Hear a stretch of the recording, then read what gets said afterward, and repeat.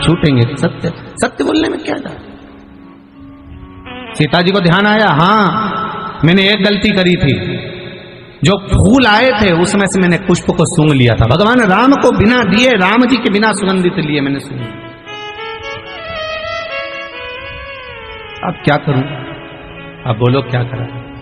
देवऋषि नारद ने कहा, माता जानकी एक काम करिए, अब तुलसी के पत्र को कहिए कि कमल के पुष्प की जो सुगंध ली है उसको छोड़कर अगर मैंने पति की सेवा में कोई कमी रखी हो और उनसे कोई चीज बिना दिए मैंने समर्पित कर ली हो, बिना दिए मैंने अगर ग्रहण कर ली हो, तो मेरा ये तुलसी का पत्र अगर ऐसा हो तो अवश्य लगे। अगर कुछ रह गया हो, कमल के पुष्प की सुगंध के सिवाय अगर मैंने कुछ रह गया हो। सीता जी ने विनती करी, तुलसी का पत्ता उड़ा, उड़कर वापिस पुनः उसी डाली में वापिस लग गया, वापिस लग गया। देवऋषि नारद से माता जानकी जी ने कहा, अब तो आप भोजन करेंगे ना मेरे हाथ का। सीता जी बोली, आप भोजन करोगे ना देवऋषि नारद। नारद जी बोले, हाँ अब मैं भोजन करूंगा, चलो मां चलते। तब देवऋषि नारद ने जानकी जी के हाथ का भोजन ग्रहण करा। ध्यान देना, आंवला नवमी के दिन आंवले के वृक्ष की पत्ती मत तोड़ना। जिस दिन माता तुलसा का स्मरण कर रहे हो, द्वादशी तिथि हो, चतुर्दशी तिथि हो, संक्रांति हो, आदिकादिक जो तिथियों का वर्णन करा गया है विष्णु पुराण आदिक में, उन तिथियों को तुलसी का दल मत तोड़ो। अब आप लोग कहोगे गुरुजी बैकुंठ चतुर्दशी आएगी, तो उस दिन तो आप बताते हो कि हरिहर मिलन होता है। रात्रि को 12 बजे से लेकर सुबह 4 बजे तक शंकर भगवान पर तुलसी चढ़ती है, वर्ष में एक बार। और भगवान लड्डू गोपाल पर, शालिग्राम भगवान पर बेलपत्र चढ़ती है। उस बेलपत्र और तुलसी को सुबह 4 बजे से पहले पहले शहद की शीशी में रखा जाता है। और उस शहद को जो बच्चा माइंड से कमजोर होता है, बुद्धि से कमजोर होता है, जो पढ़ने में कमजोर होता है, जिसका विवेक काम नहीं करता, कोई कंपटीशन एग्जाम उसका निकल नहीं रहा होता है, तो 1 महीने उस बच्चे को वो शहद चटाया जाता है, तो बच्चा विद्वान हो जाता है। माता पिता को कहना नहीं पड़ता कि पढ़ने बैठ, पढ़ने बैठ, पढ़ने बैठ, बच्चा खुद पढ़ता है। माता पिता नहीं कहते फिर कि पढ़ने बैठो, वो खुद पढ़ेगा। तो बैकुंठ चतुर्दशी के दिन आप कह रहे हो कि चतुर्दशी के दिन तुलसी नहीं तोड़ना चाहिए, द्वादशी के दिन तुलसी नहीं तोड़ना चाहिए, तो फिर बैकुंठ चतुर्दशी के दिन जो चढ़ाना है 1 दिन पहले आप उसको रख लो संजो कर। शिव महापुराण की कथा तो यहां तक कहती है कि अगर आप सोमवार का व्रत करते हो, संकट सोमवार का व्रत करते हो, 16 सोमवार का व्रत करते हो, और आप सोमवार के दिन अगर बेलपत्री के वृक्ष से बेलपत्र तोड़ रहे हो, तो उसका भी दोष है महाराज, उसका भी दोष है। 1 दिन पहले तोड़ रहे।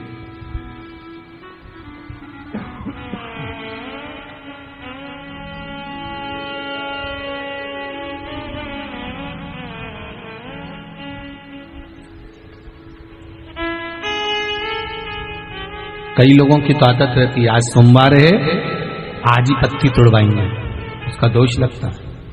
भगवान, कई लोग कहते हैं महाराज जी, एक माता जी ने लिखकर भेजा था,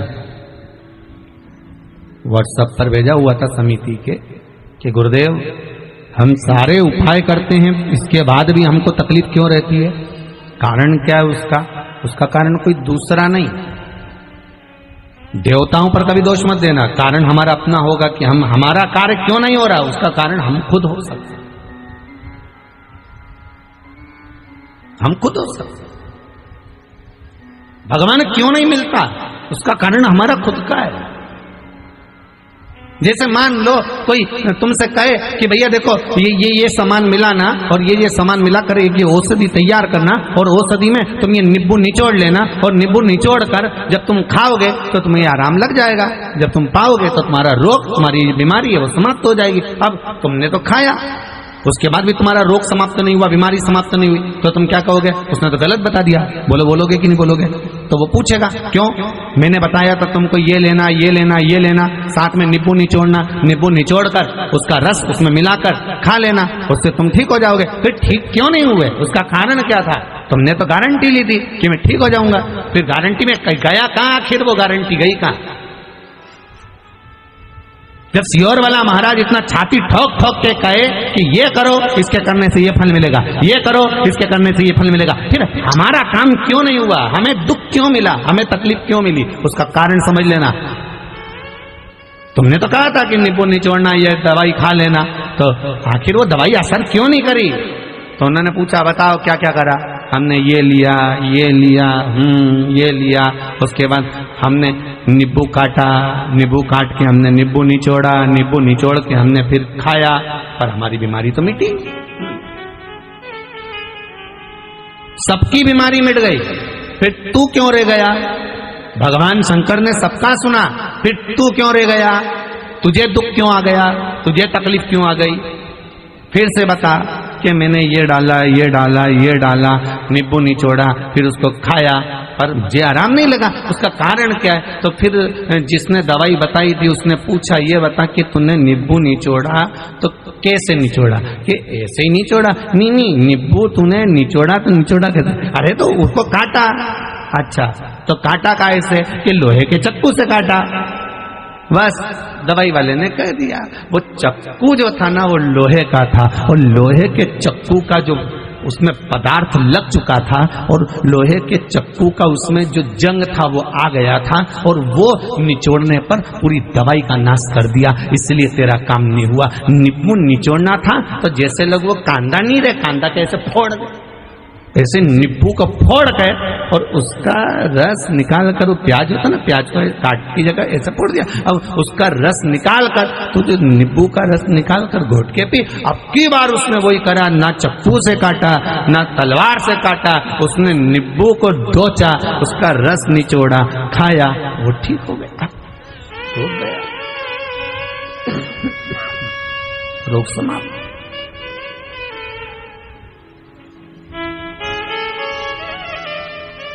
अब गलती इसमें बताने वाली की थी क्या? जम के तो बोलो, बोलो तो ठीक, गलती किसकी थी? अपनी। उसने कहा था नींबू निचोड़ना, इसने चक्कू से काटा, लोहे के चक्कू का भाग पदार्थ जंग उसमें लग गई, उसका असर दवाई का खत्म। गलती हमारी। आप आए नहीं और सुबह हो गई, मेरी पूजा की थाली धरी की धरी रे। कौन कहे कि आपका सरकारी नौकरी ना लगेगी?